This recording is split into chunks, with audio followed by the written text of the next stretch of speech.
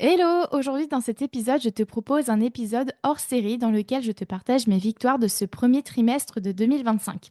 C'est intéressant de faire un point régulier sur ce qu'on a vécu car ça nous permet d'apprendre et de grandir, mais aussi de cultiver notre confiance en nous. Bienvenue dans Ce que je retiens. Si toi aussi tu en as marre des il faut et des je dois, si tu en as marre d'avoir peur d'être jugé et critiqué pour tes choix de vie et que tu souhaiterais être plus sereine au quotidien, tu es au bon endroit. Je m'appelle Camille Lebeau, je suis coach de vie certifiée et je m'appuie sur les neurosciences, l'autocompassion et la communication non violente. C'est parti! Avant toute chose, voici les événements majeurs qui m'ont marqué durant les 3 premiers mois de 2025. Tout d'abord, on avait prévu de quitter définitivement l'Irlande d'ici au 1er mars 2025. Notre mois de janvier a donc été très chargé puisqu'on a eu 15 jours pour trier toutes nos affaires, tout mettre dans des cartons, trouver une compagnie de déménagement qui accepterait de faire Dublin-Paris sans qu'on y perde un rein et un bras chacun. Et au bout de ces 15 jours, mon mari a quitté l'Irlande pour commencer son nouveau travail en France et s'installer dans le nouvel appartement. Ensuite, on a mis la voiture en vente et quelques meubles aussi. On a fait une grosse partie de la paperasse pour l'Irlande et la France. On a rendu notre appartement irlandais mi-février, donc on est vraiment parti plus tôt que la date prévue. J'ai préparé et programmé 7 semaines de podcast et de newsletter. Autant te dire que ça représente une charge de travail colossale en plus du coaching que je fais de manière hebdomadaire. Il a fallu aussi qu'on prenne nos marques dans notre nouvelle vie en France et qu'on attende patiemment la réception de nos affaires. Sans oublier encore beaucoup, beaucoup, beaucoup de paperasse pour s'installer en France, gérer un dégât des eaux, les plombs qui sautent en allumant le four et une très mauvaise nouvelle concernant un membre de notre famille.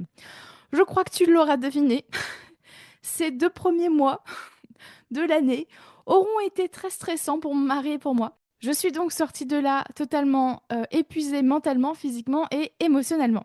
Alors, du coup, quelles ont été mes victoires de ce premier trimestre? La première victoire, ça a été d'être consciente de ma santé mentale. C'est typiquement dans ce genre de période stressante que je remarque le chemin parcouru.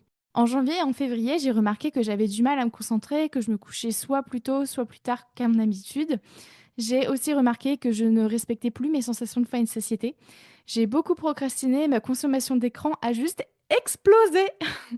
Voyant que ces comportements sortaient de mes habitudes, je me suis quand même demandé mais d'où ça vient? Bon, j'ai pas attendu fin février pour m'en rendre compte, hein. Mais toujours est-il que j'ai identifié assez rapidement mes pensées et mes émotions et j'en suis arrivée à la conclusion que je ressentais du stress, de l'anxiété et je me sentais complètement submergée par tout ce qui vient avec un déménagement, qui plus est à l'international, dans un pays que je ne connais plus, hein, donc vers un pays que je ne connais plus, avec une entreprise à fermer, puis une autre à créer, avec tout l'administratif qui va avec. Et puis ensuite, je suis venue identifier mes besoins afin de les nourrir. Et c'est comme ça que j'ai compris que mon anxiété était là, car j'avais besoin de soutien moral, d'être rassurée, de légèreté, d'organisation et de concrétisation. Mon stress était là pour m'informer que j'avais besoin de stabilité, d'aide, de temps pour moi et d'organisation. Une fois mes besoins identifiés, je n'avais plus qu'à les nourrir. Et donc, quand je te dis que je constate tout le chemin que j'ai parcouru, c'est parce qu'il y a quelques années en arrière, j'aurais totalement subi ma santé mentale, étant totalement incapable de me rendre compte que je n'allais pas bien, blâmant la saison pour mon humeur, ou bien telle personne, ou n'importe quel autre facteur extérieur. Je me sentais totalement impuissante, j'avais la tête dans le guidon et j'étais d'une humeur exécrable avec mes proches. À présent, ce n'est plus le cas, et je t'en parle justement dans ma victoire suivante. Justement, ma deuxième victoire de ce trimestre aussi, ça a été de demander de l'aide. En fait, tu vois, une fois que j'ai identifié, mes émotions, mes pensées et quels besoins, j'avais, je me suis rendu compte qu'effectivement, j'avais besoin de soutien moral et de soutien, physique, enfin voilà, de l'aide pour bouger les choses, pour, voilà, faire des démarches. Le truc, c'est que pour moi, justement, demander de l'aide, ce n'est pas quelque chose de facile, hein. C'est pas facile pour moi d'admettre que j'ai besoin d'aide. En fait, pendant des années, je me disais que je devais faire les choses toute seule car j'avais peur du regard des autres. J'avais peur de passer pour une nana dépendante, incapable, nulle, pas débrouillarde et faible. Le problème avec ça, c'est que je procrastinais, je n'avançais pas, je gaspillais mon temps et mon énergie et je m'en voulais. Je me trouvais nulle, mais en permanence. Voilà que depuis plusieurs années, j'ai complètement changé mon état d'esprit. Comme j'ai compris comment la peur du regard des autres fonctionne, ce qui l'alimente et surtout comment la dépasser, alors maintenant j'ose demander de l'aide quand j'en ai besoin. Et je trouve ça d'ailleurs une vraie force d'arriver à demander de l'aide dans une société qui nous dit qu'on doit tout faire toujours toute seule. Et donc pour le déménagement, c'est ce que j'ai fait à plusieurs reprises, que ce soit auprès de mon mari ou de mes amis en France comme en Irlande. J'ai clairement dit à mon mari que tout ce qui était administratif, c'était vraiment anxiogène pour moi, que j'avais besoin qu'il m'aide vraiment là-dedans. Lui m'a dit que ça allait, il pouvait s'en occuper. Et donc, il m'a aidé à créer les annonces pour vendre la voiture et aussi pour vendre quelques meubles.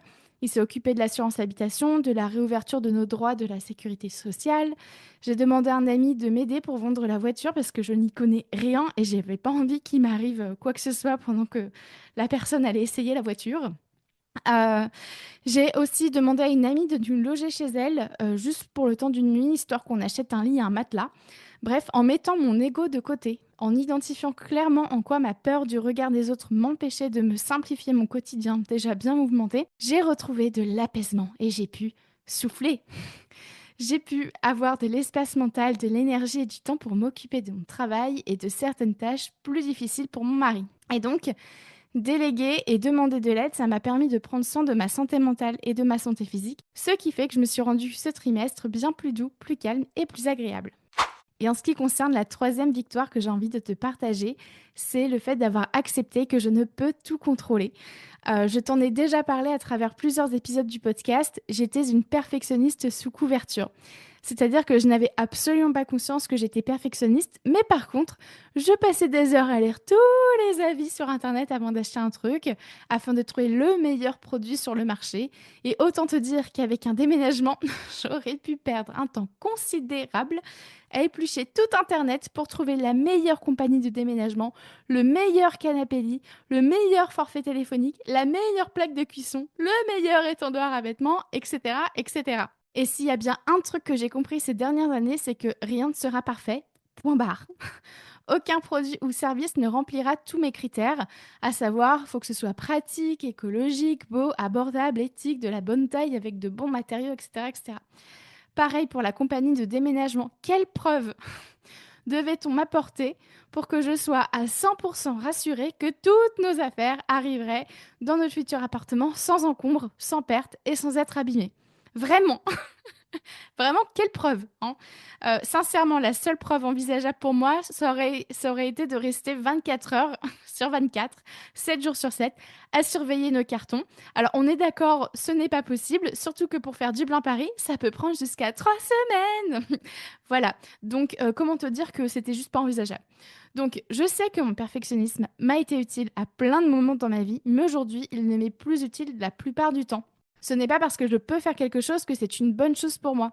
Bien souvent, mon perfectionnisme me dessert, détériore ma santé mentale et physique, ainsi que mes relations. Je ne veux plus de ça du tout dans ma vie. C'est fini. Donc tu vois, ce déménagement m'aura encore permis de faire confiance à l'autre, car une bonne partie des choses est hors de mon contrôle. Tout ce que je peux faire, c'est créer un cadre et des conditions propices à ce que le déménagement et l'emménagement se passent pour le mieux. Voilà, c'est tout. Et en même temps, c'est déjà énorme. J'ai donc décidé de penser que les choses pourraient bien se passer, que le mieux est l'ennemi du bien, que mon mari et moi avions le temps de prendre nos marques dans notre nouveau logement, et que non, tout ne doit pas être parfait à 100%, aménagé pile le jour où on emménage. Crois-moi, je ressens une telle légèreté de fonctionner comme ça. Et voilà pour mes victoires. Pour conclure, je t'invite également à écouter les épisodes complémentaires suivants, à savoir le 22 sur ma capacité à stresser et quoi faire pour rester zen et confiante, le 37 sur la peur de passer pour une égoïste, le 57 sur comment faire du tri dans ta charge mentale et déléguer, le 65 sur comment communiquer sur ce que tu ressens et sur ce dont tu as besoin, le 75 sur le fait de penser que tu n'es pas normal, le 76 sur les 4 mythes autour des besoins et le 114 sur les 2 types de culpabilité. Et voilà pour aujourd'hui. Et toi, que retiens-tu de cet épisode? Et surtout, viens me dire quelles sont tes victoires de ce premier trimestre 2025. Je t'attends sur Instagram pour me les partager. Merci à toi d'avoir écouté cet épisode jusqu'au bout. Bien entendu, j'ai conscience que ce n'est pas évident de s'auto-coacher car l'introspection est une compétence qui s'acquiert. Si tu vas aller plus loin et vivre ta vie pleinement sans subir tes il faut et tes je dois, ainsi que les injonctions sociales, alors mon programme de coaching Nouveau Départ est fait pour toi. Réserve dès aujourd'hui ton appel découverte offert. On verra ensemble comment je peux t'aider à te créer une vie sur mesure, une vie plus épanouissante et plus enrichissante. Je te laisse mon agenda dans les notes de cet épisode. Pour consulter mes sources ou lire cet épisode, sa retranscription est disponible dans les notes du podcast. Si tu souhaites en savoir plus sur mon travail ou t'abonner à ma newsletter L'Instant Détente Hebdo, direction mon site internet www.lacoachcamille.com. Et tu peux aussi me rejoindre sur ma page Instagram. Tous les liens sont dans les notes de cet épisode et prends soin de toi.